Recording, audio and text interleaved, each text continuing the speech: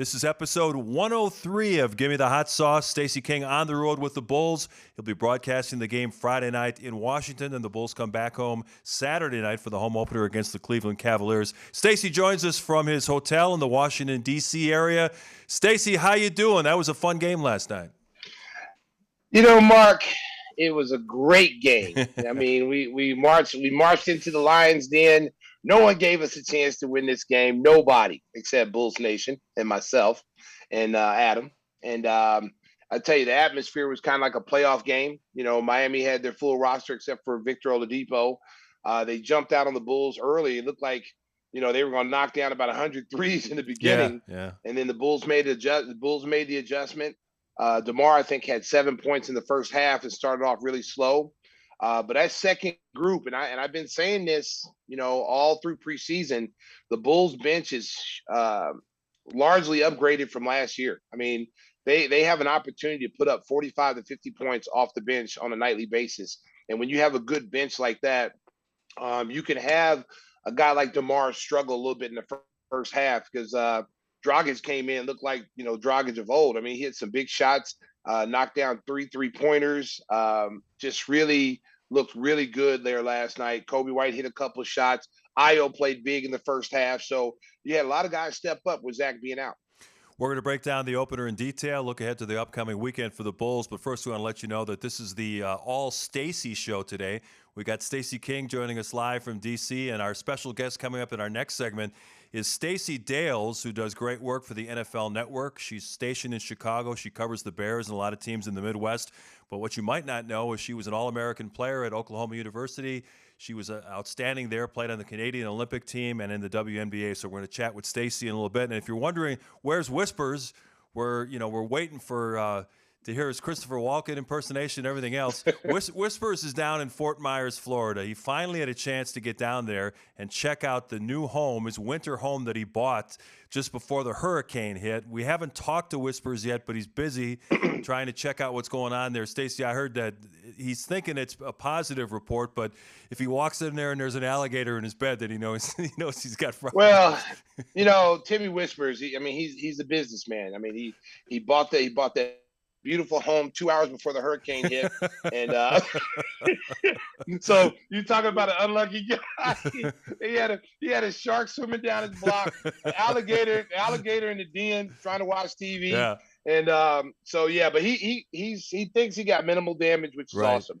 So we wish Whispers and his family all the best because, you know, he's looking forward to this, get a chance to have that summer home. And nothing better, Stacey, than getting away from the winter and being able to go to Florida, Arizona, and now he's got to deal with all this. But hopefully things are good. And Whispers, send you our best wishes. We look forward to having you back on the show next week. Let's get back to the Bulls game. Stacey, you mentioned the bench group. Tyler Hero got off to a big start. Miami had the lead. The crowd down there is always kind of dead. I mean, the PA guy is the biggest voice that you hear in that place. And then all of a sudden they go to the bench group. Dragic and Drummond come in together, and Goran hit 4 straight threes, which really seemed to pick up the team. And it's great to have those two veterans you can bring in that can stabilize things if the starters get off to a slow start. Well, I mean, this is the reason why, you know, AK and them went out and got Dragic. You know, a lot of people were concerned about that pickup. You know, does he have enough in the tank? He clearly showed that he can come out there, whether he's a starter, whether he's in that second group. Think about this, Mark. He comes out there on that second team and you know, he's better than the other team's second team guard. You know, not taking anything away from the Heat's young guard. But, I mean, Dragic is a starter. So you're bringing a starter off the bench that's played a lot of games as a starter and is comfortable, you know, playing in that role, you know. So that's an advantage for the Bulls. Yeah, Dragic was excellent. As I mentioned, he hit his first 4 3-pointers, only wound up with 12 points on the night, but he made some good passes along the way. And he and Drummond already look like they've got some nice chemistry. They had an alley-oop pass for a dunk right away. Drummond was also big in that second quarter, and he gave them a nice lift off the bench because he gives them a dimension that's a little bit different from what the rest of the squad is, and he is powerful when he gets that ball in the lane. Well, he's big. I mean, that's what the Bulls were missing last year is a good, not taking anything away from Tristan Thompson or you know, Tony Bradley Jr., but you can tell he's a different animal out there. I mean, you know, the guy plays great pick and roll defense. I think he's making Vooch a better player because the simple fact that Vooch has someone behind him that's going to challenge for minutes if he doesn't play particularly well. And I think that forces Vooch to be on his toes all the time. Last year, you got Tony Bradley behind you. We picked up Tristan Thompson, off the waiver wire. Those guys didn't really push Vooch, but Drummond can really push Vooch with the way he plays. So it's a good thing to have two good quality big men that you can go to. I mean, hey, Vooch, don't take anything away from Vooch. Vooch had, I think, 17 rebounds yesterday. Yeah. He didn't shoot the ball particularly well, but he had 17 rebounds and he played big, had a couple of block shots. So he came up huge for the Bulls. Yeah, Vooch only made 1 3-pointer, but the one he hit in the second half was big because that was when Miami was making a run, and it really kind of put them back on their heels when he knocked that one down. Yeah, I mean, listen, he missed some threes. He didn't. He kind of went from the post game a little bit, but I tell you, both him and Bam struggled. I mean, we called the numbers in the first half. I think there were 2 for 17 between them. And Bam just had a horrible game in the first half. And I thought that really put Miami in a tough situation because he's counted on to be the second best player on the team behind Gimme. And both those guys have to play well for Miami to win. Now, Tyler Hero had a big game yesterday, but you can't count on him all the time to shoot the way he shot last night. You need Bam to play big. He's got to get you at least 18, 20 points and 10, 12 rebounds for them to even think about if they're going to be a legit Eastern Conference team at the end. Yeah, Bam Adebayo was really missing in action yesterday, as you mentioned. He really struggled in the first half. He finished with 12 points and 9 rebounds, but if he doesn't start playing better, as you mentioned, I think Mount Jimmy is going to erupt because Jimmy is a demanding teammate, and he had to be discouraged by what he saw from everybody on the floor except for Tyler Hero, who was knocking down shots. You think about Miami, they were the number 1 seed in the East last year, but they really did nothing to improve the roster. They're going to try to work Victor Oladipo in, but he's not the same player since he had that serious leg injury. I think Miami could take a dive this year in the standings, Stace. What do you think? Well, I mean, listen, I expect Bam to play like an all-star caliber player. He's still young, he's still athletic. I thought he got down on himself early, Mark, when he missed a couple of little point blank layups. He didn't seem like he had a lot of lift yesterday. Some of the things he missed are things he normally would dunk. But give the Bulls credit defensively. I mean, they challenged him. He didn't get anything easy. Vooch put body on him. He finished 5 of 15. He had 9 rebounds, 12 points, but he had no impact on the game. Right. Normally, he has an impact on the game when he plays the Bulls, whether it's on the defensive end, offensive rebounds, running the floor, getting easy baskets. He's always impacted. Whenever Miami has beaten the Bulls, he's always had a huge impact on the game. And when he wasn't hitting early, and I said it, I thought, in that first quarter, it really was telling because he kind of started questioning himself. You could see the body language was down, his shoulders drooping, and you could tell that he was frustrated that he wasn't playing well. And, the Bulls, I give the Bulls credit because, Tyler Hero came out and hit some deep bombs early and they got like a little lead. And then the Bulls weathered the storm. Second group came out and gave him a big boost. And I thought that was the difference in the ball game is the Bulls bench. And then Ayo, the way he played like a veteran yesterday. We were talking about DeMar DeRozan at the top, and he turned 33 this offseason. He's entering his 14th year in the NBA, and all the national media pundits are saying there's no way he's going to average 28 points again. Last year was his career year, and there's no way he's going to do it again. And DeMar, to his credit, in media day and in all his interviews is saying, listen, forget about this age thing. There's no reason why I still can't maintain my prime for a number of years.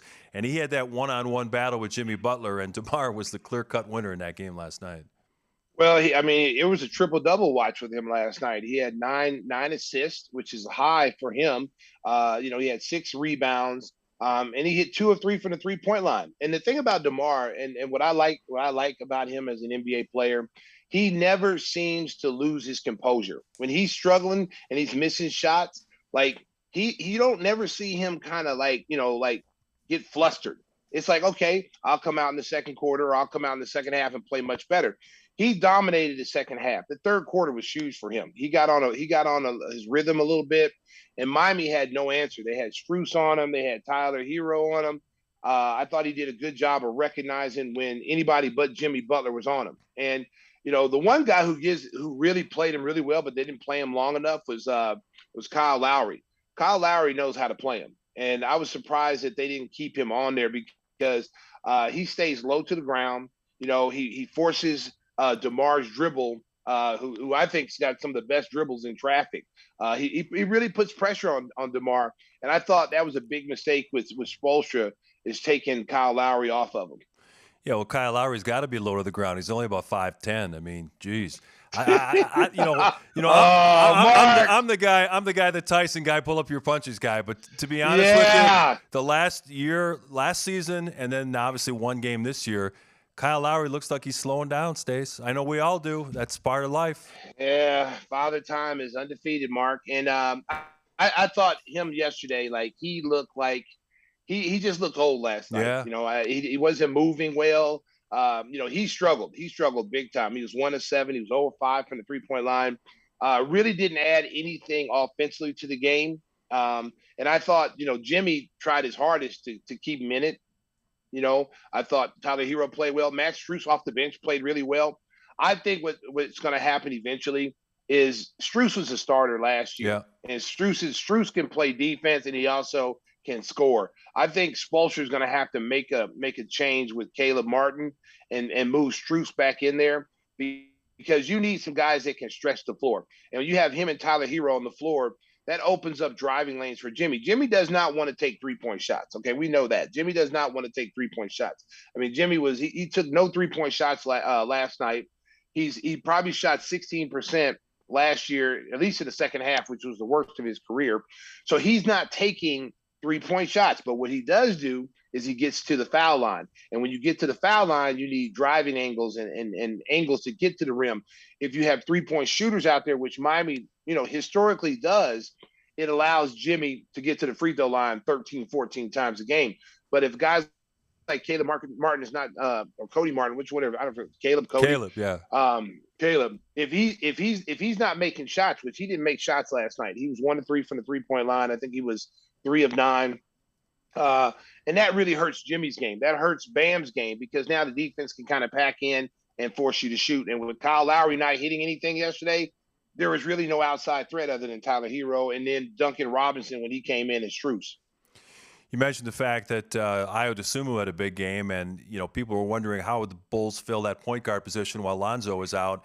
Ayo Dosunmu looked like an 8 to 10 year vet in that game. Not only did he play really well on the floor, but he showed leadership qualities. After Andre Drummond got a technical, he went over, calmed down the big guy, and he was talking to players throughout. And I'm sure you saw that from you. Of course, you were way up in the rafters, I know, yesterday, but I'm sure you noticed that Ayo is taking it upon himself. Listen, if I'm going to be the starting point guard, I'm going to take control of this squad. And I thought that was really great to see for a second-year player to have the respect of his teammates and make sure that his voice was going to be heard out there.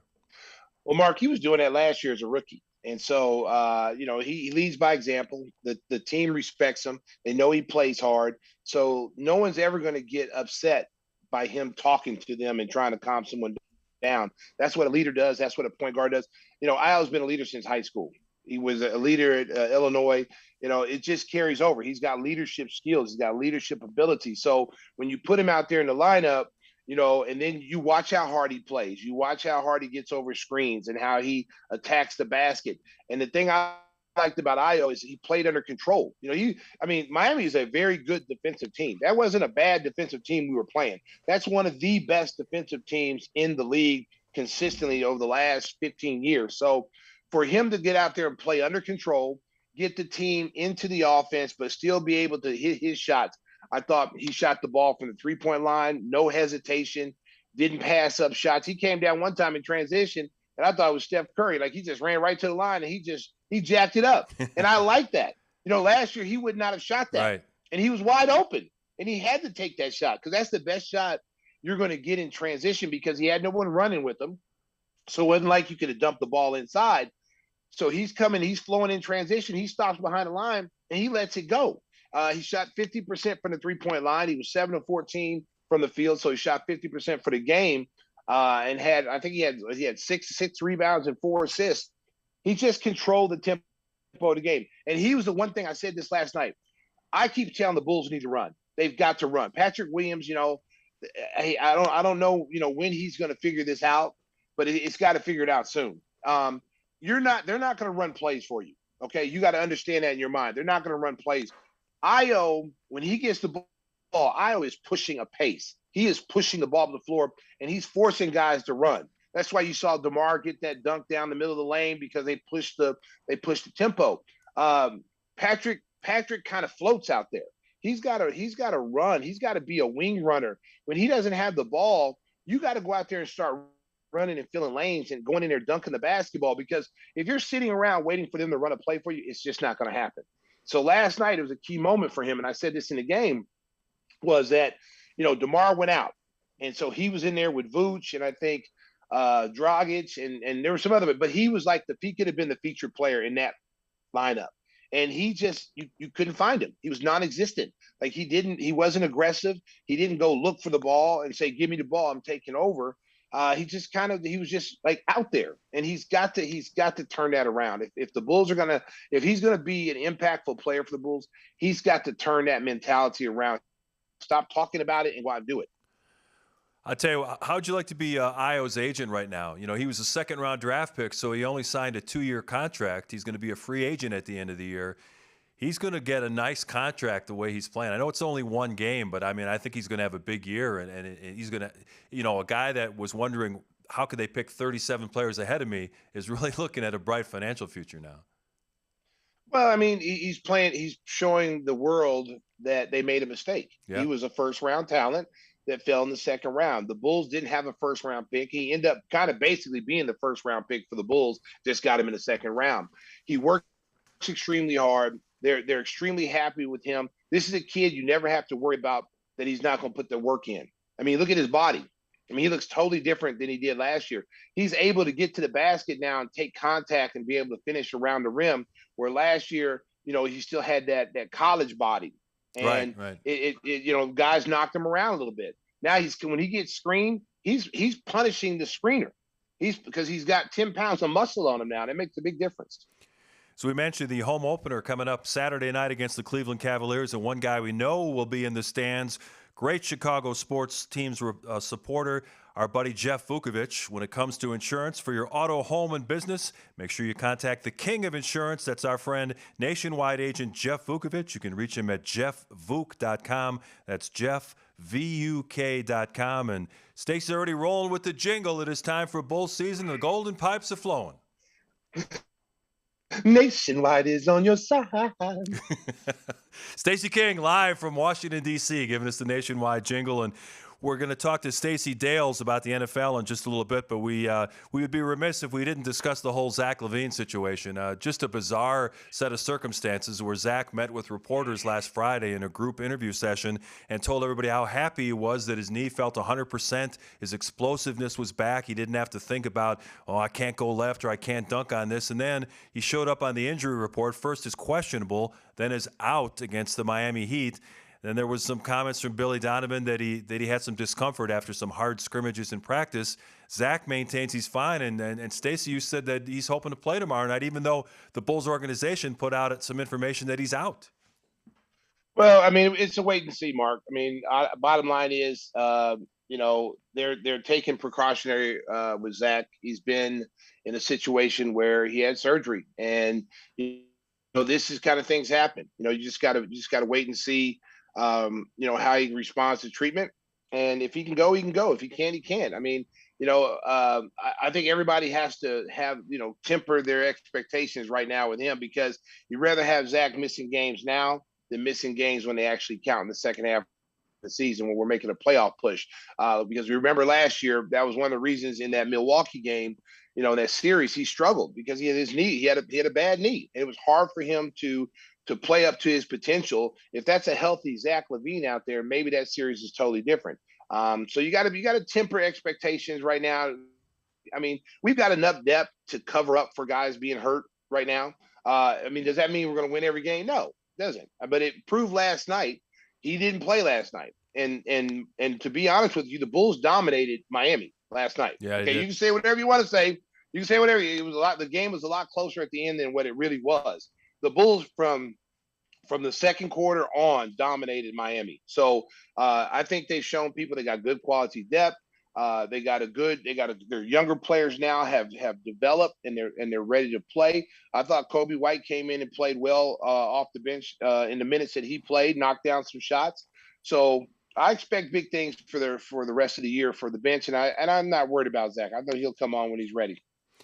The other Bulls scheduled starting guard, Lonzo Ball, of course, recently had an arthroscopic procedure to try to remove some debris. And his dad, who's never shy in front of a microphone, LeVar Ball, told people that they think they finally got to the root of the problem, which was there was some debris, some bone fragment that was rubbing on a nerve, and that was what was causing the pain. And according to LeVar Ball, this latest procedure took care of that. So hopefully Lonzo can go with his rehab without any interruptions and be back maybe around Christmas or the start of the new year. And, you know, I know Bulls fans are just hoping that all these injuries are behind him because it's been so awful the last few years. And I've had a lot of people, Stacey, on Twitter blaming the Bulls medical doctors. I think it's fair to point out that both Zach and Lonzo picked their own physician for these latest procedures. So don't blame the Bulls medical team. They chose Yeah, their own yeah. doctors. You know what? At the end of the day, that's people who don't know what goes on in the NBA Yeah. locker room, and they don't know what goes on in a franchise. To blame the medical staff is just insane. You know, because these are injuries that happen in the game. That has nothing to do with the training staff.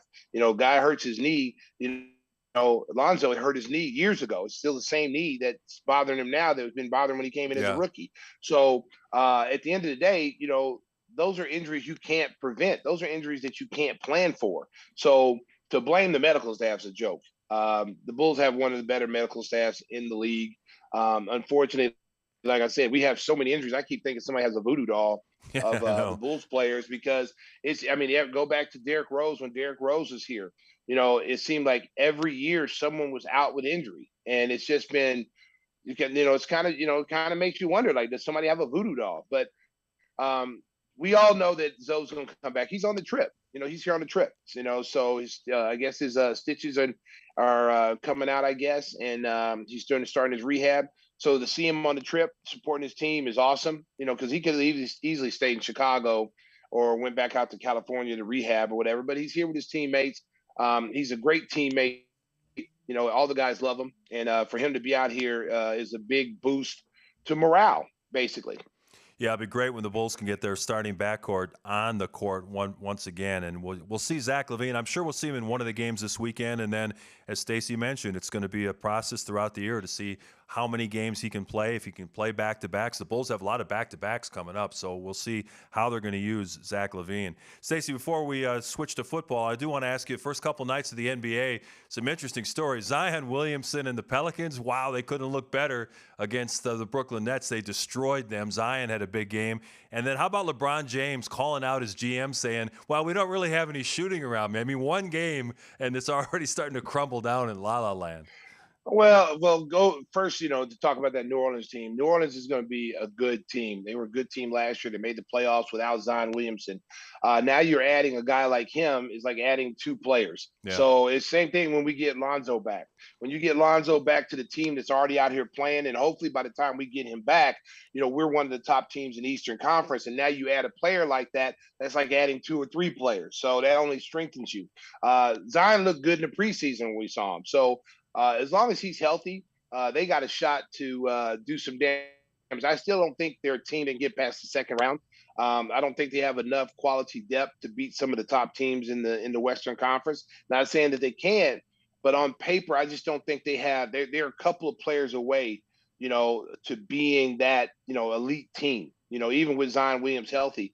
As far as Brooklyn, for them to come into Brooklyn and blow them out like that, I can tell you right now. I heard Kyrie Irving's, his press conference.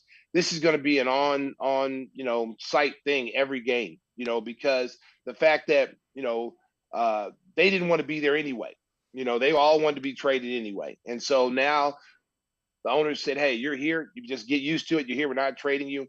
So you got a lot of disgruntled players there, and yeah, they're without Joe Harris and some other key players, but you still got Kevin Durant. You had Ben Simmons, who had a terrible game, who still can't score and still can't shoot. And at the end of the day, you need a player of his caliber to be able to at least get you 14, 15 points.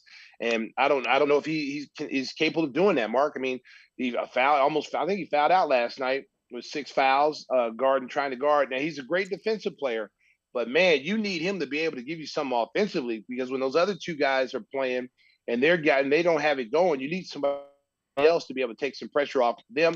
And then, and then you look at the Lakers. I'm so tired of hearing talk about the Lakers. Listen, the Bulls, let me tell you something.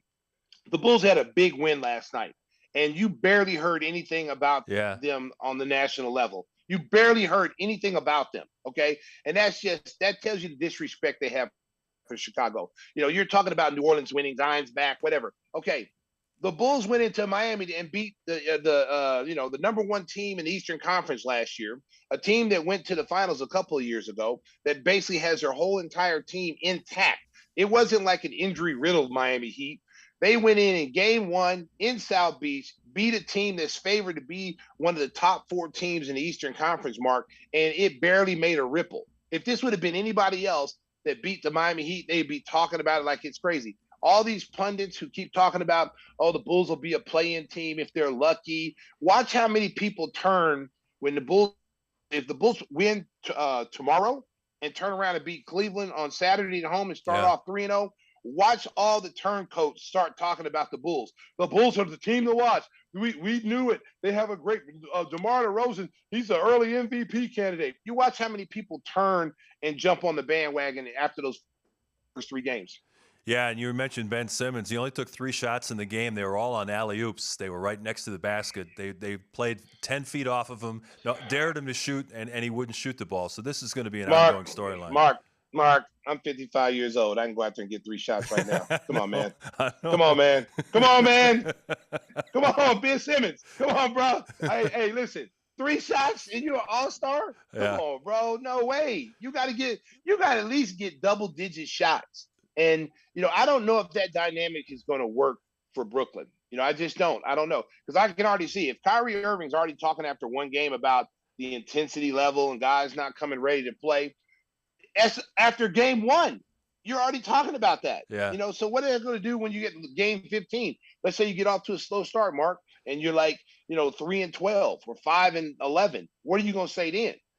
Yeah, it's going to be interesting because the East is so loaded. If you get off to a start, 1-6, 1-7, you're going to be buried. No question about that. Hey, Stacey, a lot of people are asking me how they can get your signature hot sauce. Tell the folks how they can pick up a few bottles. Hold on, baby. Now we don't have whispers to do as Christopher Walken. I don't know if you want to do a celebrity voice here for the read or not.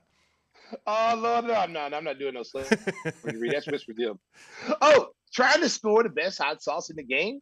Well, listen up because we have a variety of flavors that will bring some spice into your life. That's right. Gimme the Hot Sauce has the best small batch or organic sauces for your kitchen. Whether it's Chicago-style red sauce with a garlic twist, fan favorite and Stacey King favorite, St. Pat's Verde, or a spicy Sweet King Q, which is a barbecue sauce if you didn't know what that meant, America. Or it's the hottest of the bunch, Chicago Fire 1871. It will burn your lips off, okay? So make sure you stop by Give Me the Hot Sauce, GIMMETHE, hotsauce.com. Use code KING21 to get 21% off your first order. Do it today. Oh, yeah. Oh, yeah. Me, yeah. Hey, Stacey, we heard the squeal again coming out of a commercial break yesterday during the first quarter. Yeah, we heard that. So we still got to tighten up that production. You know what? The production team, I don't know, man. They're kind of lax back there. See, I always do it because I always make them laugh when I do it. So when we start to get countdown back to live television, I always do it right at like when it goes 3, 2, and right when he gets ready to yell 1, I go, and they start laughing. But I didn't know it came out on air. Yeah. So, they got to tighten that up, man. They got to tighten that up. Well, you got a good laugh from everybody here, so we appreciated it. Yeah. My Sriracha team loves that. We're going to talk a little NFL, Chicago Bears football coming up next with our special guest, Stacey Dales on Gimme the Hot Sauce, episode 103.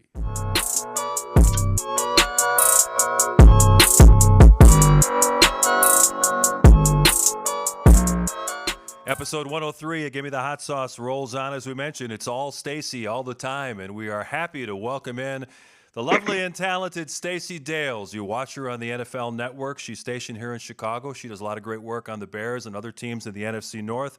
But what a lot of people might not know is she's also got that Sooner pride. She was an All-American player at the University of Oklahoma. And is that how you got to know Stacey Dales? Well, it's good to be with you. I mean, the fact that I'm with a legend and you, Tim, you could be a legend too today.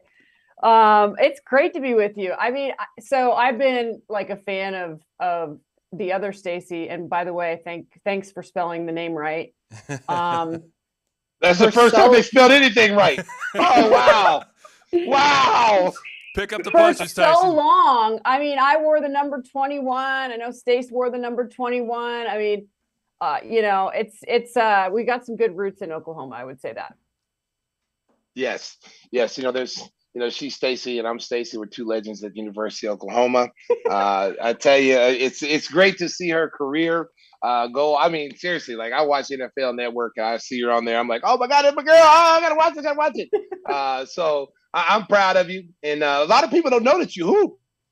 A lot of people just think you just transitioned into doing the NFL Network. They didn't know that you were an All-American player at Oklahoma and then got drafted with number 3 in the WNBA when it first started out. You're like one of the pioneers, basically. Yeah, you know what? I forgot I hoop too. I mean, I've been in the NFL.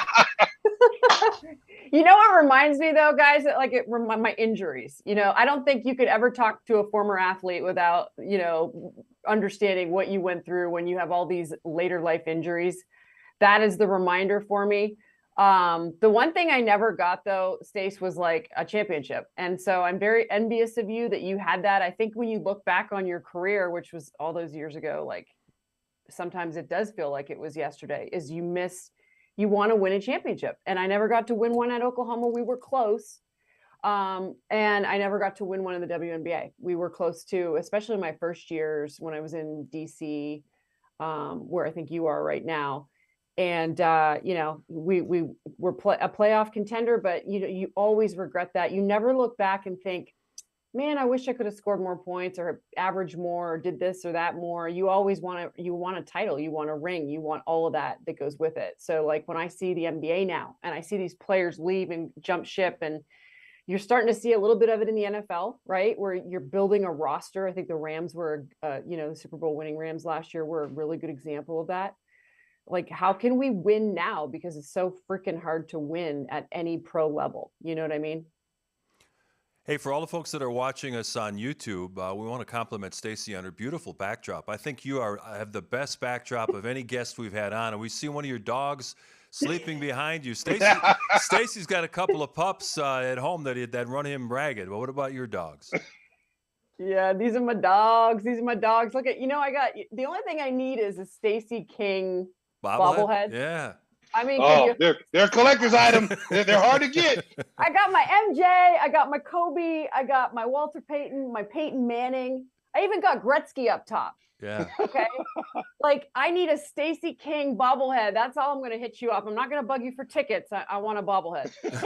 I'm gonna do one better. I'm gonna give you a bobblehead. I'll get you a bobblehead, and I'm gonna get you my cover of the Montana magazine that I was voted 10 most sexiest men in Montana. I'm gonna make sure you get that. I'll make sure you get that cover too. Okay. There's a lot of haters in that room over there, Stacey. My co-host Mark is a hater over there. He's a hater. Oh my God. It's the best doctored cover you've ever seen in your life. Montana magazine, 10 sexiest. Oh my God. I cannot. I need to see this. Like, I've got my iPad up. I need to start. Do we have that, guys? You need. Hey, we're guys, gonna show it to you. Yeah, we're gonna show it to you as soon as the guys get it up. Stacey, Stacey, you know what? I've never been to Montana, Stacey. I think it was the Women's Rotary Club that voted me. They voted me, Brad Pitt, and Phil Denzel Jackson. Washington. Wait, no, Phil Jackson didn't. He didn't make the top 10. Phil Jackson didn't make the top 10. Hold up.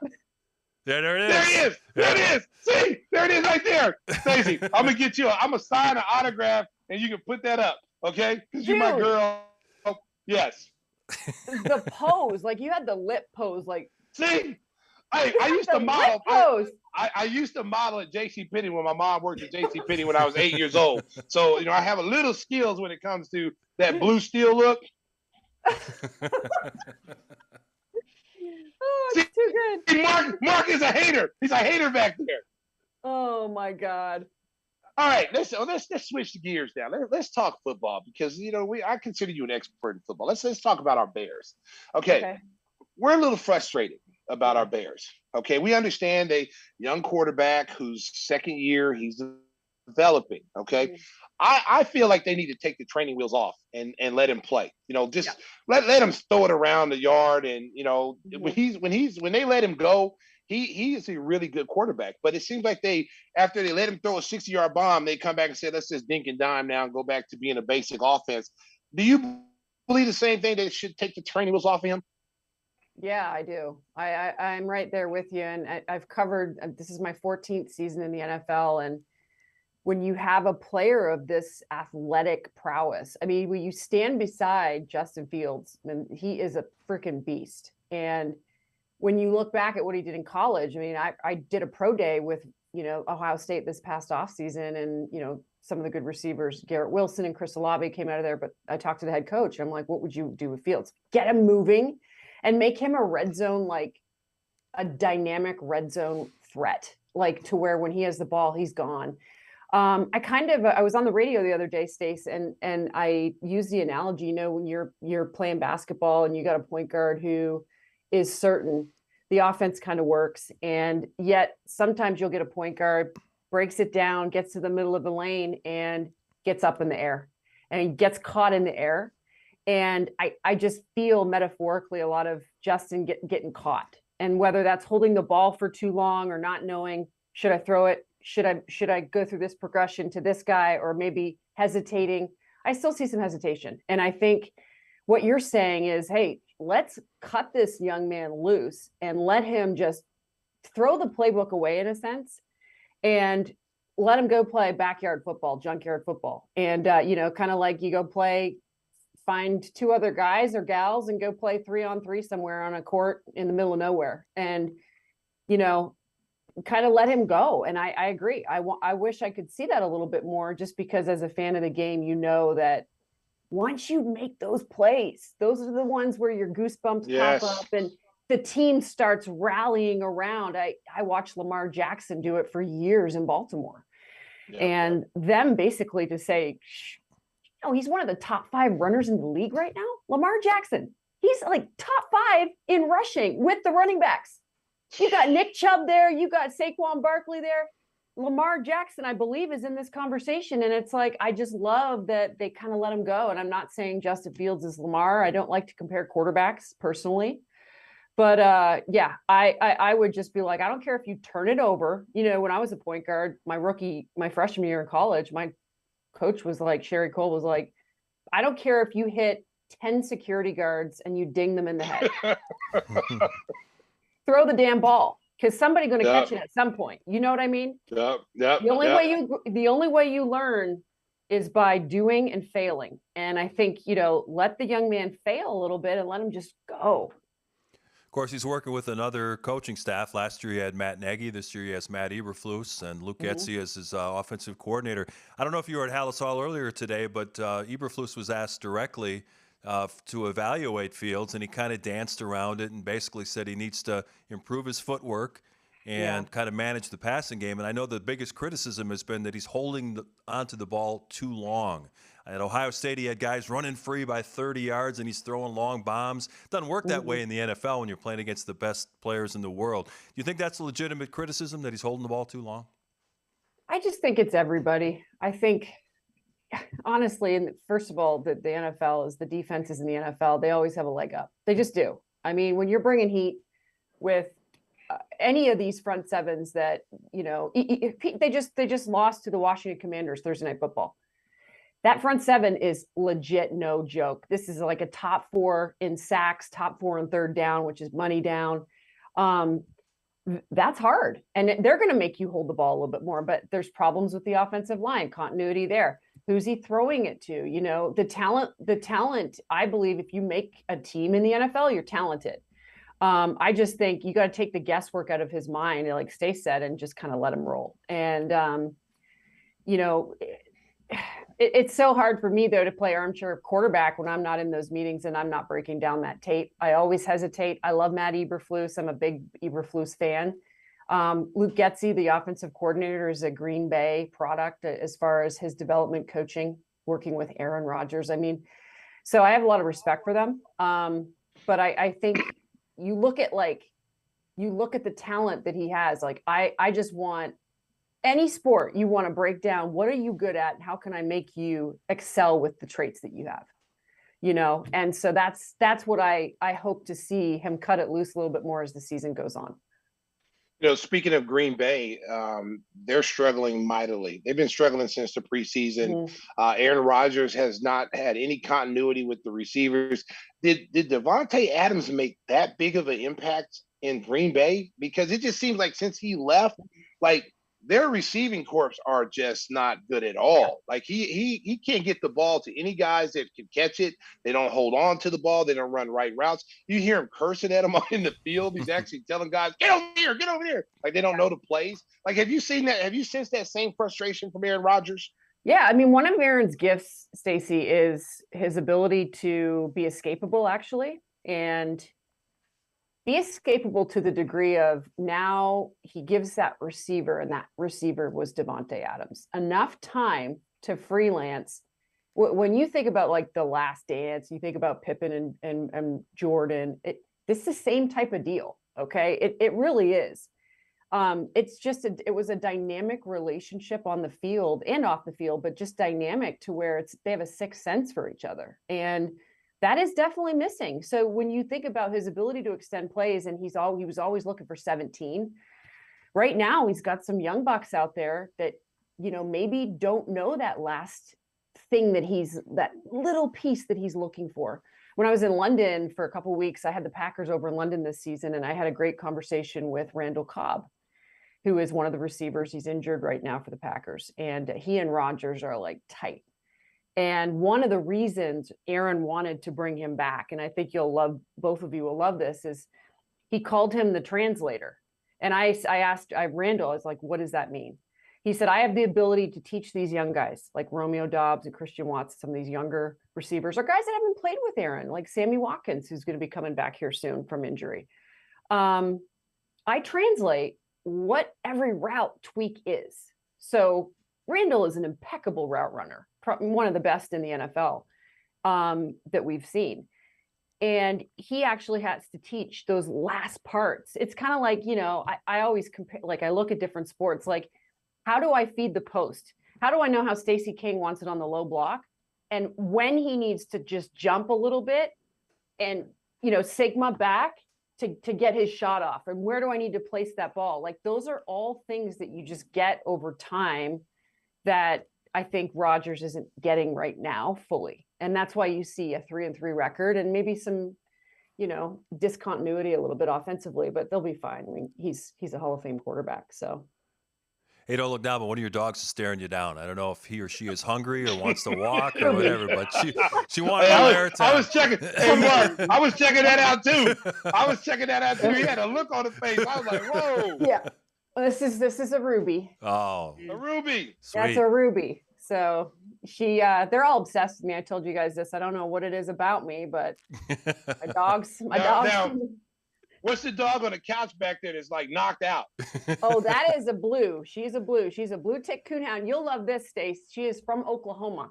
So, nice. That's what I'm talking about. Yeah. So I had to have a hound from Oklahoma. By the way, it is such an honor to be really with you both. I just appreciate this so much. I really am such a fan of where we came from. I mean, you're from Oklahoma. You played for Billy Tubbs. I mean, yeah. Are you kidding me? The great late Billy Tubbs. Like, yeah.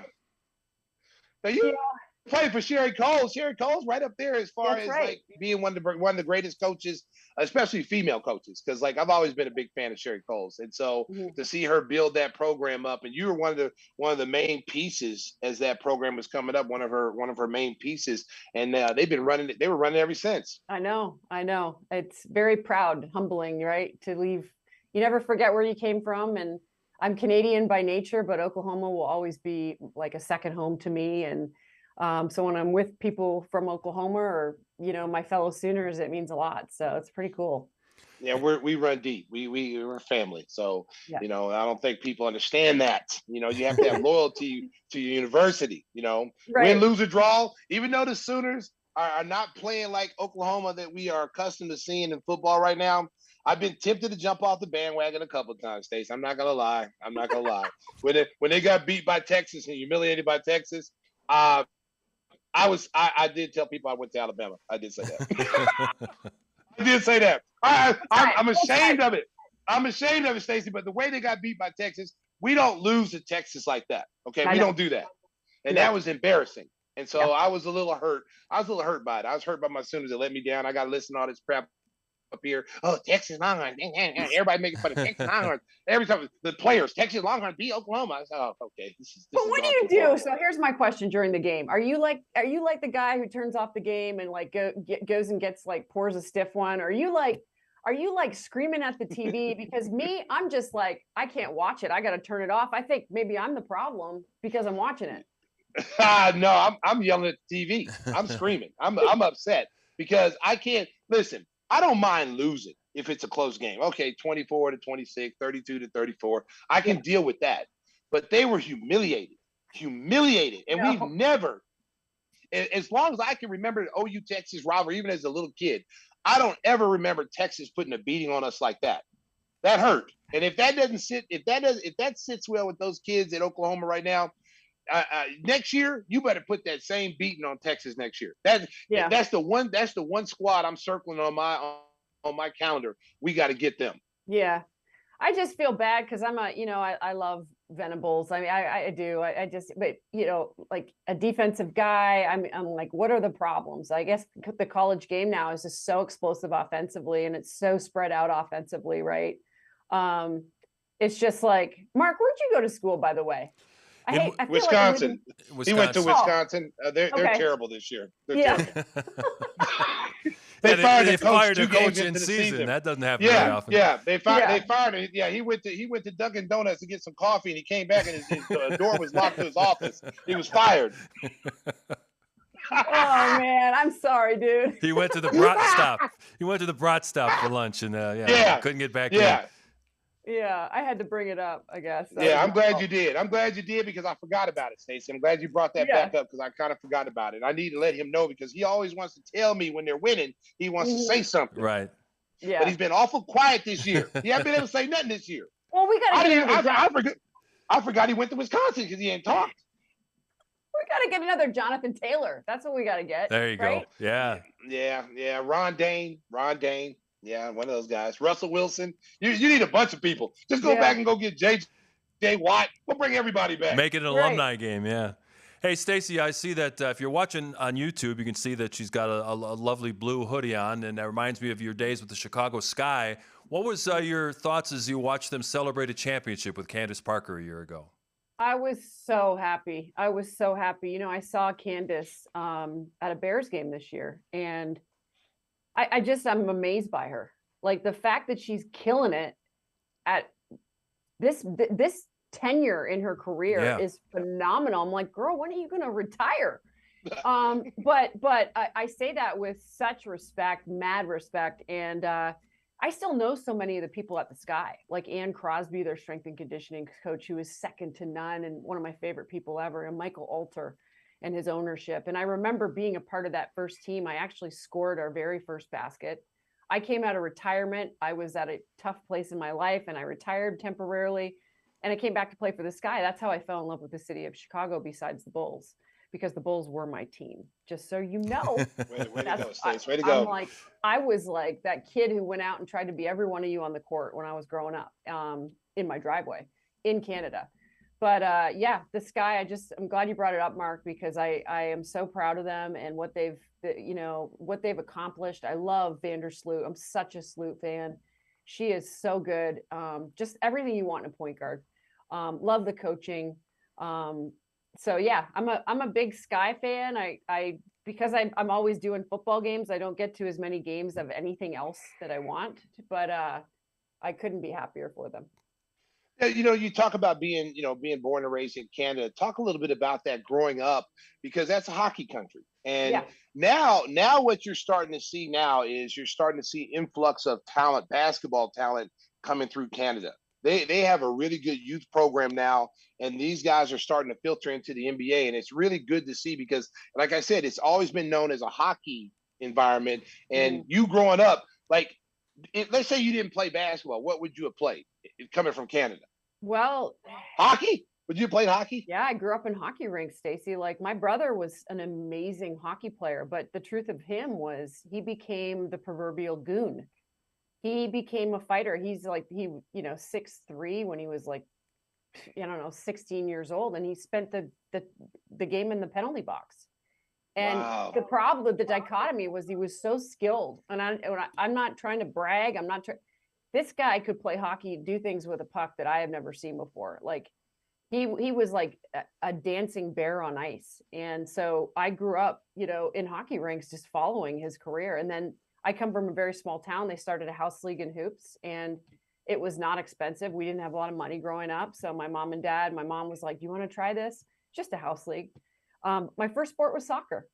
And, you know, they started the basketball program when I was like 8. And as much as I thought I was, you know, love soccer, basketball became my passion. And I literally did grow up in my driveway. I would watch, you know, triple header on NBC. And I would go out and I would try to be Hakeem Olajuwon and then Jordan and Magic. And I was a Bulls fan, like a diehard Bulls fan. Like so as soon as Jordan Rules came out, that book, I bought it. And I was like, so it's really cool to come from a place where hockey is more our religion. It really is.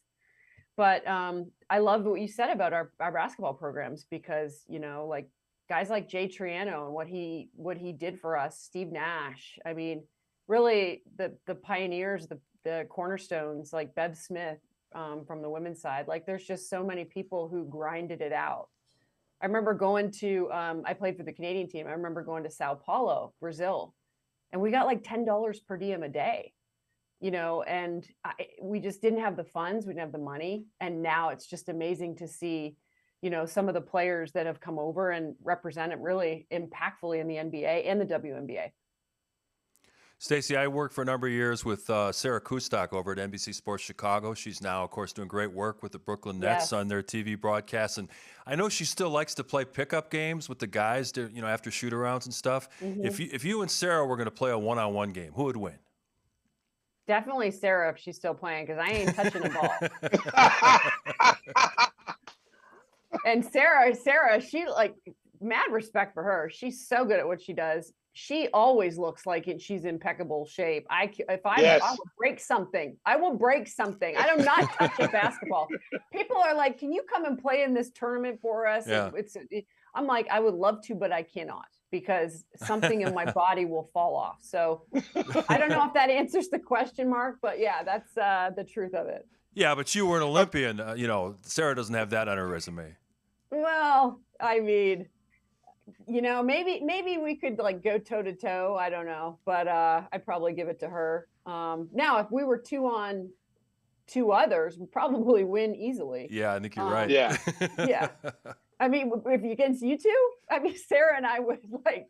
Well, Stacey's open when he gets out of the car, so we'd have that. Hey, that's right. As soon as I get out the car, I'm open. Just give me the ball. Give me the hot sauce, baby. Give me the hot sauce. I'm draining 3. I'm a 3-point shooter now. I've vacated the post. Mm-hmm. I have transitioned to the wing now, and I'm basically a guard forward. So, and I'm not coming past half court. We're only playing half court. If you try to play full court, you ain't getting me on the defensive end. I'm just standing on the offensive end, pitch it ahead to me, and I'll shoot it. I could just see this. Like you don't step out on a court now, Stacey, and like go up and work the mic on drill. You're like the guy who gets the ball and you're like, pew, from 3, and you're way off. You're way off. You're warming up from the 3-point line. Hold up. First of all, Stacey, I don't appreciate you talking about I'm way off. Okay, I'm hitting the rim and it's going in. Okay, I'm just telling you. Okay, Steph Curry ain't got nothing on me. Okay, if I was out here right now, if I had challenged Mark to a 3-point contest and we said the best out of 10, I'm beating Mark. Mm-hmm. Okay, I'm beating Mark. Mm-hmm. And Mark's got a nice stroke. Mark can shoot it. Okay, but I'm beating him. Mm-hmm. Okay, but at the same time, the mind says you can do anything that you want. The mind stays young. Okay, so when the mind calls the body and says, "Hey, body, we need to go play some hoops today," the body just hangs the phone up. It hangs the phone up. They're not answering. And the mind is saying, "Hey, did they just hang up on me?" You know what I want an answer to? What can I get behind with the Bulls? Like, we got to get Levine healthy. We got to get Ball healthy. Like I since I have you guys here, like I want to know what I can get behind with this team because I'm loving them. I'm like I like some of the addition. I like the start, the Miami start. That's a good win to start off the season, but it's a long year. Like, what can I get behind? Well, I'm gonna tell you right now, this team is gonna be much better than they were last year. They won 46 games. I said they're gonna win 50. I think the key with any team in the NBA that's going to be good is health and COVID. Those are the two things you're going to be battling all year long. Last year, we got hit harder than any team in the league with COVID. Yeah. I mean, COVID went all the way up to the organization. Everybody got sick in our organization. So I think if we can avoid that, I thought it was a big win for us last night because nobody gave us a chance to win that game last night without Zach LaVine. You know, you're missing an all-star caliber player. Ball's out. Oh, Miami's going to win. I don't even know what the line was. Mark, do you know what that line was last night? It's like 7.5. Yeah, Miami's and favorite. Miami has pretty much had our number the last few years. Yeah. So I can see why people didn't. Yeah, I can see why people would expect us not to win. But the one thing about this team that I thought is different than last year's team is that we've added some quality veterans. Yeah. We've added 2 guys that have been starters that are coming off the bench for us. Yeah. That has strengthened our bench. That's been one of the biggest reasons why we've averaged like 30, 40 points during the preseason because we've got guys coming off the bench that are starters. So when you put, and you know this as a basketball player, if I got a person who's converted from starting to the bench, but they started more games than they come off the bench, I have an advantage against your guard or your forward. I've got a starter going against your actual second or third team player. Yeah. So we have an advantage there. And so last night was huge when you saw Dragic come out and hit some like 3 or 4 threes. Yeah, I saw that. You know, and he does a great job of running the show. He's a true point guard. And that was give our front office a lot of credit because, you know, you got Lonzo Ball. You don't know what the situation is. He goes out with an injury. Now you're able to go get a quality point guard in free agency and bring him in as an insurance policy, basically. Yeah. And then Ball goes out. Now you just plug him in, and you know it's just been he's fun to watch. Like he's a really good pro. He's a pro. Both him and Drummond are pros. They're not like some young kids. They know how to play. They're good teammates. They're going to push the people in front of them. Yeah. See, now you got guys on the bench, and that's what like made our championship team so good is that if you didn't come ready to play, there was guys on the bench, hungry dogs waiting to get in. And you go back to your Oklahoma days, you know, if you had people that weren't ready to play, there was people, you know, licking their chops waiting to get an opportunity to play. And if you have a coach that knows that and will allow you to go out there and play and say, okay, this guy's playing better than you tonight. I'm sitting you down. I'm playing him. Guys come ready to play all the time. And that's what makes great teams. Yeah. I feel like the dynamic's really good. I like the idea of like a change of pace in a way of like style. I like stylistic change too. I think that the guy you just mentioned, I think he brings a little stylistic approach that's different. I think that makes the team better. I've always wanted to ask you this. Who's your favorite teammate you've ever played with? Scottie Pippen. Really? Yeah, Scottie Pippen. Scottie Pippen is one of the best teammates I've ever had. He's the best teammate I had. If you ask anybody off those championship teams, regardless of what you see Scottie now in the media and some of the things that he said, you know, going against Michael, per man, I guarantee you, every single player would say the same thing. Scottie Pippen was the best teammate I ever played with. Why? You know what? Michael was so, you know, you play with great players. They're demanding. You know, they're like the superstar, elite, Hall of Fame type players. You saw Tom Brady yelling at his offensive line and getting on his offensive line the other day. And a lot of quarterbacks would not be able to do that. But a Peyton Manning, you know, an Aaron Rodgers, those guys are elite guys. And you have to be able to be like thick skinned to play with those kind of players. And, you know, Michael was really tough. He was hard to play with, you know, and Scottie was always the calming force. So if Michael got on you for missing a pass or something, Scottie would always come up and tell you, say, don't worry about it. Keep playing. We need you. Don't worry about that. Get the next one. And he would always do that to like myself, BJ, all us young players who were like, sometimes we got scolded like little children, you know, from MJ. You know, he was like, I always liken it to your mom and your dad. Your dad's hard on you, but your mom is always nurturing. And I'm not saying Scottie's a lady. I'm just saying he's just more nurturing. You know what I'm saying? Because Phil was the type of coach, and this is what made Phil great. He let the players police themselves. He didn't have to step in and go, you do this, you do that, you do this.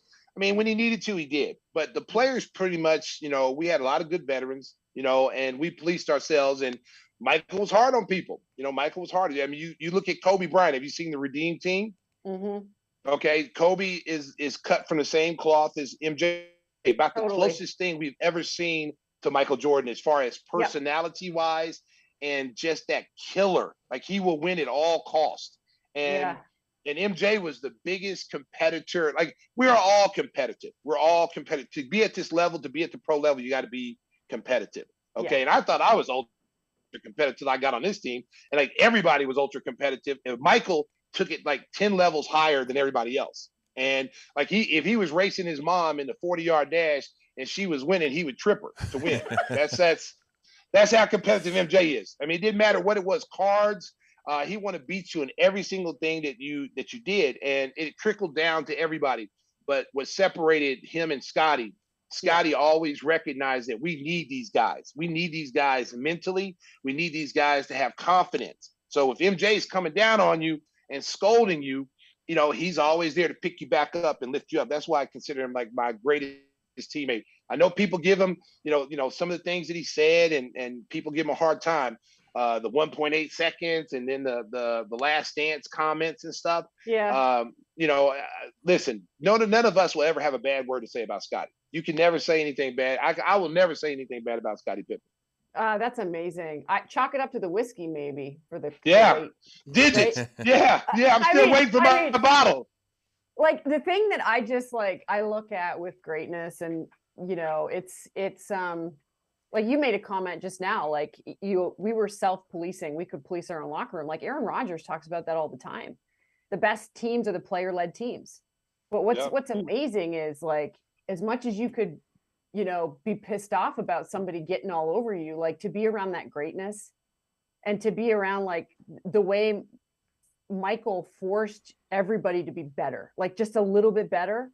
But then to have that buffer of, like, another great player like Scotty, like, who you could just count on, right? Like, and I look at the game now, and you obviously see it with some players. Like, you could just count on Steph to make a three when you need it. Yes. Yes. There are just some players that have that thing, that it thing. I mean, DeRozan has it, like, it's just, it's really cool to see how those guys elevate other, but you need those buffers on your team. Like, I mean, when I think back to y'all's group, I just am, like, so impressed, because to me, it was just such a collection of everybody do your job. You know what I mean? Like, I knew I could look at somebody like Bill Cartwright and be like, he gonna go and he gonna shoot this funky ass, like, out to the side.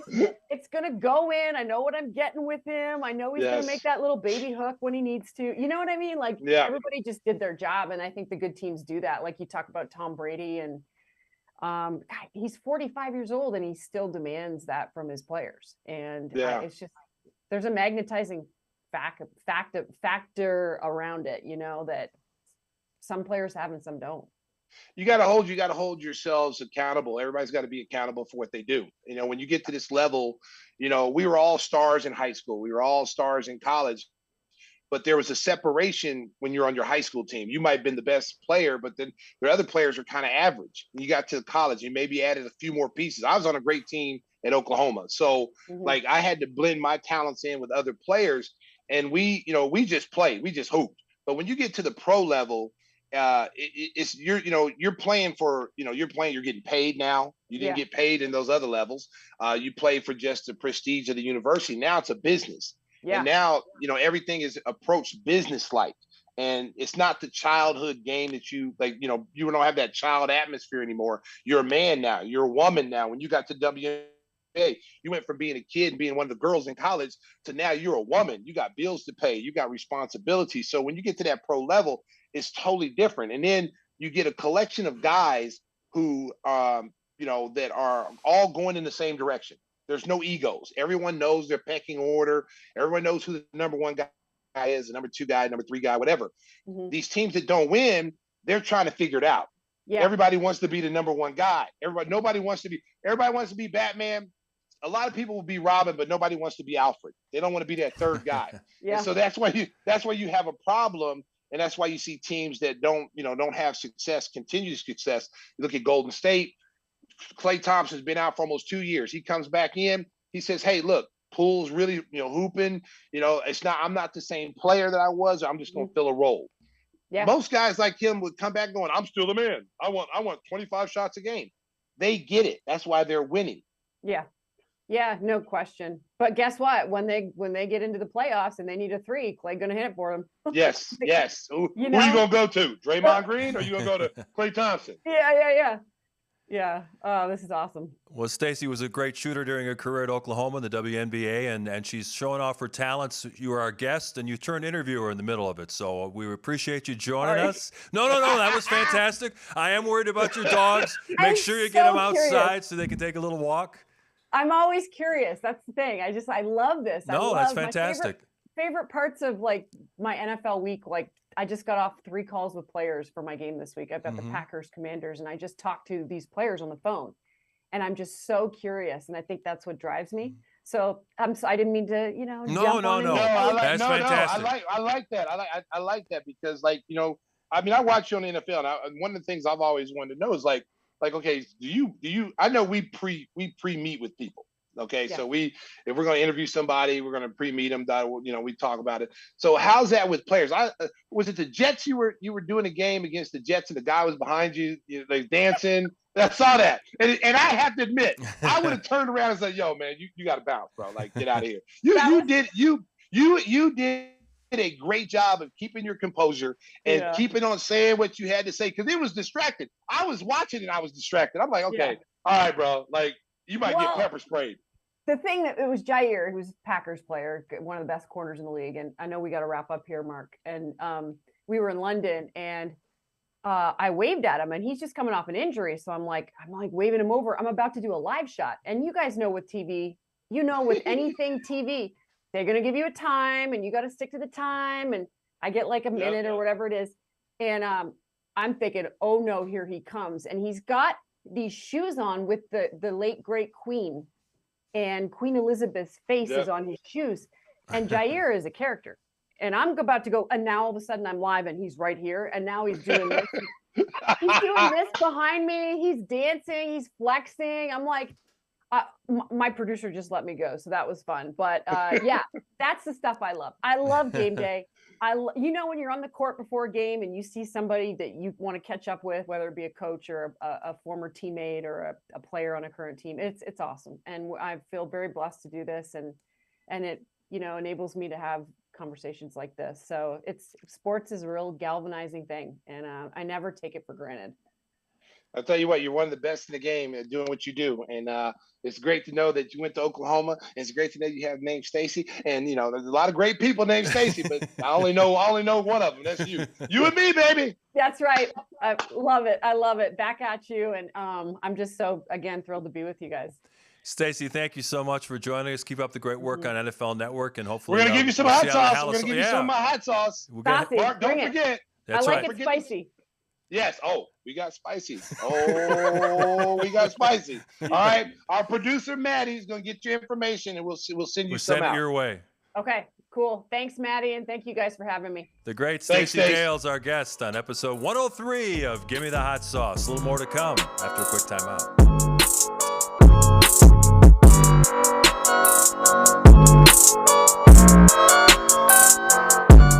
Our thanks to Stacey Dale. She was fantastic. And I'm not kidding, Stacey. She had the best backdrop of anybody we've had on. It was perfectly lit. Yes. Great stuff. And the dogs were tremendous as well. Okay, first of all, let's get this straight. She went to Oklahoma. Right. Okay, so we're on a different level. Look at my banners, look at my backdrops, okay? What does that tell you? Okay, we're ahead of the game, Mark. That's right. We're ahead of the game. Yeah. And she's talented. She's ultra talented. And don't let her fool you, because she can hoop. Yeah. She was a really good basketball player. I'm telling you, big guard, could handle it, post up, go full court. Oh, she was awesome to watch, man. Big time player. We are doing the show live on YouTube, and the chat's been a lot of fun today because a lot of people are going back to their high school days when they were hearing you and Stacey reminisce about your times at Oklahoma. It's funny. It turned into a battle between Nick Bianchi and Pete the Sign God. They're talking about when they went to school, and Nick says, I went to Aurora Central. I almost threw a no-hitter against Glenbard. And the Sign God comes back, we used to beat on you guys in Central. And then another guy goes, I went to Conant. And I'm like, what the heck is going on? We've lost total control of the chat, but we appreciate everybody that joins us in live, Stacey. It's been a lot of fun. It's been really active on YouTube today. We appreciate everybody who takes the time to make their schedule to check us out. And another one of the funny comments came in. They said the dog in the background that was sleeping reminds me of Timmy Whispers during the show. Oh, wow. I think he has more personality than Timmy. Hey, don't tape that. Cut that from the tape, baby. Don't let everybody know I said it. I'm going to say Mark said it, but it's going to be on tape. Yeah. Hey, y'all make sure y'all cut that out. Cut it out, guys. Don't let Tim see it. But we love everybody that's part of the Gimme the Hot Sauce family that joins us on the live chat. And Kevin Chang is talking about he's going to try to fly into Chicago and look you up at the scores table. Stacey's always great with the fans. If he's got the chance, he'll post for a picture and say what's up. Yes, I sure will. I've got some fans coming in from Australia. Yeah. 2 kids coming in from Australia. They tweeted me yesterday. Said they were coming in, wanted to get a picture of me. I said, yeah, good day, mate. Come on down. You were in Miami for a couple of days, and I brought to mind, you travel all around the country, and you'll be traveling to Paris later with the Bulls. But what's your favorite city to go to in terms of visiting and getting out and seeing some restaurants and sites? Oh, Mark, are you talking about with the team or yeah? No, when you're actually working. When you're working. Oh, when I'm working. Yeah. Oh, when I'm working. Oh, it's always Cali, baby. It's always California. It's always California. L.A., San Francisco. I get out to Napa and go out there and wine taste it. Yes, I do wine taste. And I go out there and step on the grapes barefooted. Oh Mark, that's exhilarating. Oh, grapes between your toes, baby. There's nothing more exhilarating than that, Mark. Hey, one of my best assignments was I got a chance to cover the Bears in the Super Bowl, and they played the Colts and Peyton Manning back in the 07 Super Bowl, and they sent me down there for a week. And when you get out of the cold weather and you get to go down there at South Beach and all the rest of it, it's a great time. But what I didn't realize is they work you like a dog. They had me as being the correspondent for every Comcast regional site in the country. So I'm driving all around with my cameraman trying to find this guy at this location, this guy at another location. First night we land, and I'm thinking, it's going to be a chill night. We'll go out on South Beach, have a few drinks. They go, no, you got to go to this event. It's the Miami Dolphins. Their perfect team is celebrating their championship. And they said, we want you to interview Jerry Rice. So I'm chasing Jerry Rice through the kitchen at this hotel trying to get an interview with him. I'm like, this is people talk about the glamour of being a sports reporter. Sometimes it's not all that much fun, but we had a good week down there. I was chasing people playing beach volleyball, baseball players, football players. It was crazy. But, anytime you can get away from the cold and get to a warm weather city, January, February, I tell you, that really makes you feel good about life. Oh, yeah, definitely. I mean, I remember, we don't do the circus trip anymore, the Disney trip, where we'd be gone 14 to 16 days, and we'd miss the majority of the cold, of the snow, which was awesome. And now, now it's like we're going out west for like 3 days. Like we've never. I think it's going to be the shortest trip that we've ever been on when we go out west. I think we're playing Golden State, and I think we're playing Portland, and that's it. When we're coming back home, which is kind of crazy. When you think about how many times we've been out to the West Coast and had to be out there, minimum 12 days, so it's a little different now. Yeah, last week we talked about some of the shows that we've been watching, whether it's the streaming services or regular TV. And you mentioned we were talking to Stacey Dales about the Redeem Team. I just caught that a couple days ago. That is really well done. And I got even a greater appreciation for Kobe Bryant and the guys talking about him and the respect they had for him, because they all thought he was this cold dude that didn't have any friends and all the rest of it. And he really brought that whole group together and became one of the fellas. And I think that probably was a great thing, not only for the U.S. national team, but for Kobe Bryant. I think that really helped him in the latter part of his career. I'll tell you what, I mean, I know Kobe personally. So just a really, really intense guy, really great guy, though. Great guy. But he's all business. Like when it comes to basketball, it's all business. There's no in between. When you talk about someone who idolized a player, his whole game was patterned after Michael Jordan. His whole game, his whole attitude, his mindset was patterned after Michael Jordan. If he could clone Michael Jordan, that's what he did. If you go back and you watch some of the moves that he's made, the exact same moves Michael has made. Okay. The difference between the two, Michael was much more athletic, not by far, but he was much more athletic. But as far as the mindset, when there's been so many people, Mark, compared to Michael Jordan. You had Harold Miner, Baby Jordan. You had all these guys, LeBradford Smith from Louisville. All these guys who are supposed to be the next Michael Jordan. They were nowhere near the next Michael Jordan. But if there's one guy that you look at, I would probably say two. I say Kobe, and I would say Ron Harper before the serious knee injuries. Ron Harper, people forget how good Ron Harper was. Ron Harper was a great two-way player for the Cleveland Cavaliers before he blew out his knee. And he used to give Michael fits as far as, playing against him one-on-one in games. Those two players were about the closest I've ever seen in my generation of anybody close to Michael Jordan. I'll tell you what, though, at the end of that documentary, when they show Kobe's wife carrying baby Gigi down to the court, man, I'm looking for the Kleenex box there, man. Yeah, man. It was a just, tearjerker. you know what? It was really sad too, because it's still hard to believe that Kobe Bryant is not here. I know. I'll never forget his last game, at the UC. And, Kobe's a big time player, and Kobe respects history. He's always, he's one of those players that respect history. And he came over to the scorer's table before the game started. And he came over and shook my hand. He said, "I'm a big fan of yours, Stacey. I've been a big fan of yours since Oklahoma, blah, blah, blah." And just for him to take the time to come over there, he didn't have to do that. Yeah. That showed me what kind of guy he was. And appreciated, I watched you guys in the Bulls, you guys really brought it and you played hard and it really makes you feel good that even though like we're in this fraternity in the NBA, we're all in this fraternity. Sometimes superstar players, they kind of slough everybody off. Like, if you're not on their level per se. But I will say this: one of the nicest guys. That was a nice thing he did, and one of the nicest people on it. Because Neil called his dad's games in Philadelphia. Yeah, Joe Bryant. So he brought that up, with Neil. So just a great kid, man. And watching that Redeem team, to see him, it's so hard to believe that he's not here. To die so young and to die the way that he did. Like, we all think we're going to live to be 100 years old. Right. But to see a guy who is so full of life, the things he was doing off the court, as far as his movie, directing movies and writing things and getting the Academy Award for that. And then his youth basketball camp. He's impacted women's basketball more than any former NBA player has ever had, because he's a girl dad.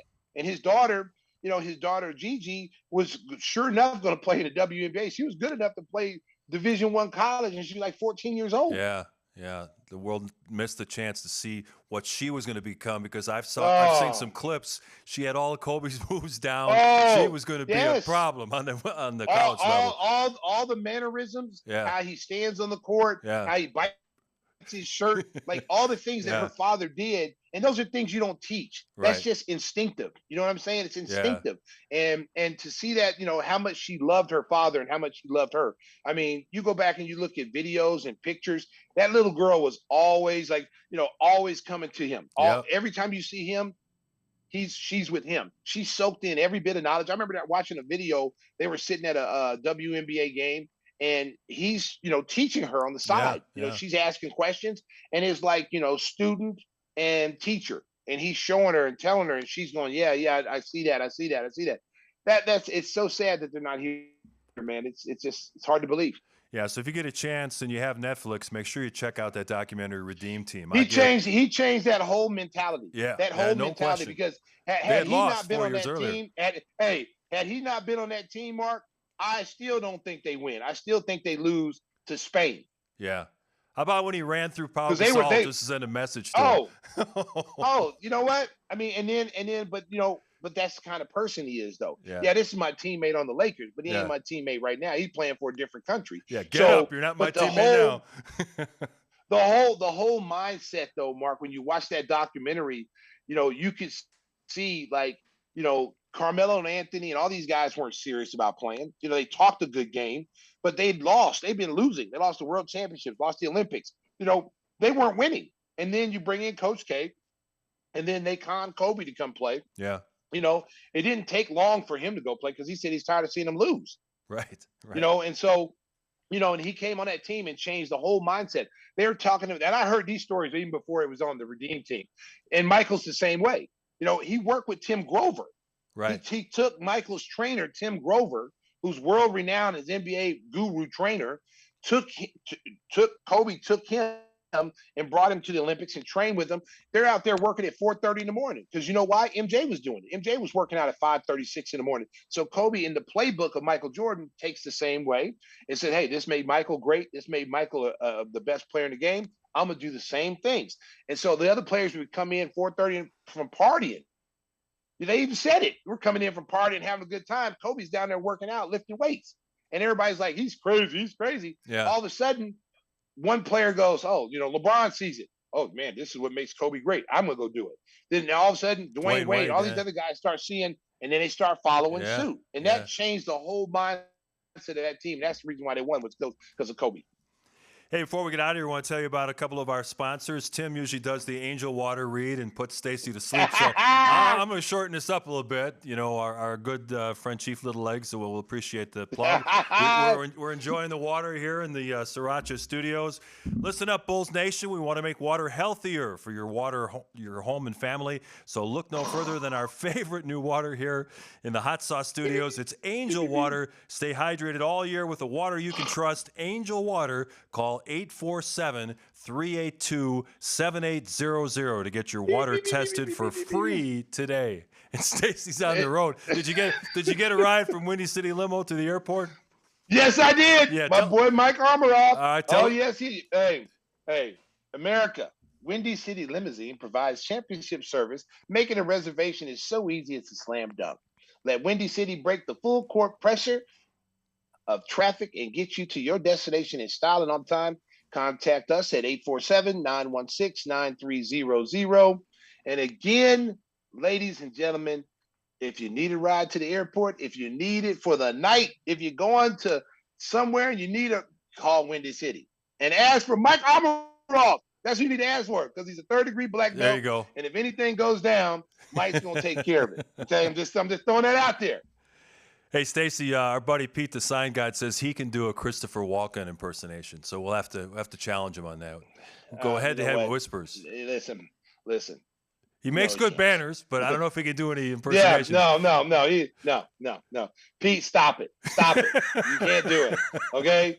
No one's gonna beat Whispers and Christopher Walken. That's Whispers' niche right there. The one thing he brings to the show is Christopher Walken. Hey, we appreciate him bringing Christopher Walken to the show. I know all the folks are waiting for it, and we were hoping that Tim would check in from Fort Myers, but he's underwater. They got no internet service. We don't know what's going on with Whispers. He's struggling. He's struggling in America. He's struggling. He got a shark floating down the street. He got an alligator. He got an alligator in the bathroom on the toilet. I mean, he's struggling. He's struggling. Just like and he's Whispers. He's the only person. He waited 2 days before the hurricane to buy a house. That's right. Yeah. Timing is everything in life. Only Whispers. Only Whispers. Well, we'll be glad to have Whispers back with his Christopher Walken impersonation next week. Stacey's got a couple of games coming up. A road game against the Washington Wizards. That's a 6 o'clock Chicago time start on NBC Sports Chicago. And then the home opener against the Cleveland Cavaliers on Saturday. Stacey, safe travels.